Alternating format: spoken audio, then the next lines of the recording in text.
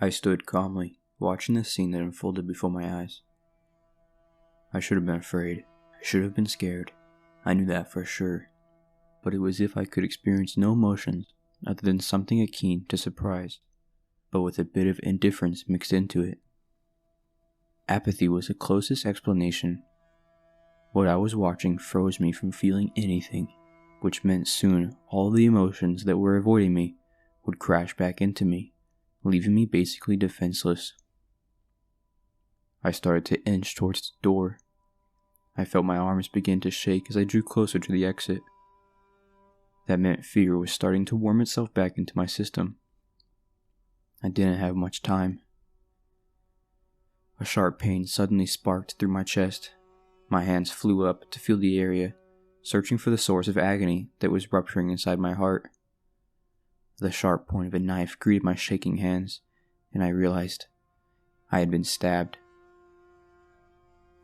My knees buckled and I fell onto the ground, blood seeping out of the protruding abomination sitting in my chest.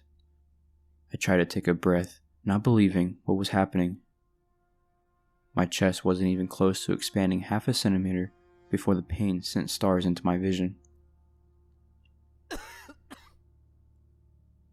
I coughed, spitting blood out onto the carpet underneath me that was already turning red. I grit my teeth and I tried to lift my arm.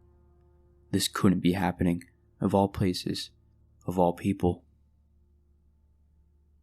The strength in my arm suddenly disappeared, and it dropped, slapping loudly onto the ice-cold flesh of a familiar corpse beside me. A high-pitched giggle sounded above my head, and it didn't take me half a second to realize whose voice it belonged to. "Oh, Jay," the soft voice cooed. "If you hadn't walked in when you did, you might have survived another day." The person, the girl, my little sister, crouched next to me. "I would never have forgotten about you. You were always meant to die." I could almost picture Alice's head cocking to one side, her eyes wide and filled with bloodlust, as she stared down at my pathetic figure crumpled on the floor. Blood splattered on her face, but she didn't care about that.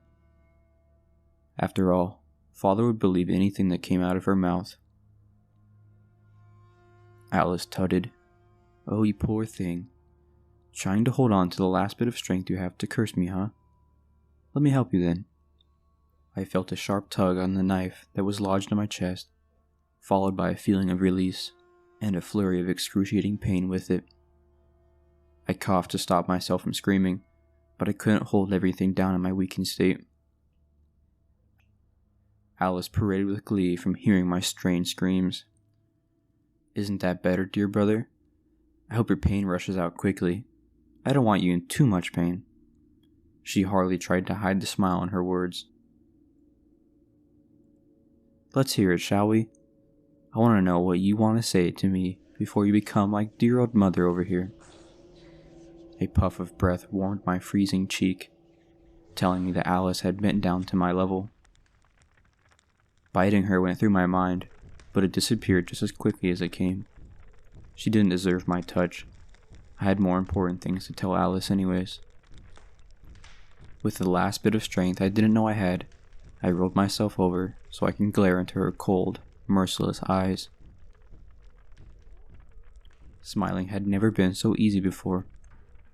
I showed my rotten, bloody teeth at the girl who called herself my sister, before whispering the sentence that she hadn't heard me say a minute ago. And seeing the look of astonishment, horror, and anger that morphed onto her face afterwards, I didn't regret walking into this room and witnessing the murder of my mother. I didn't mind dying at all. "I know you aren't Alice,"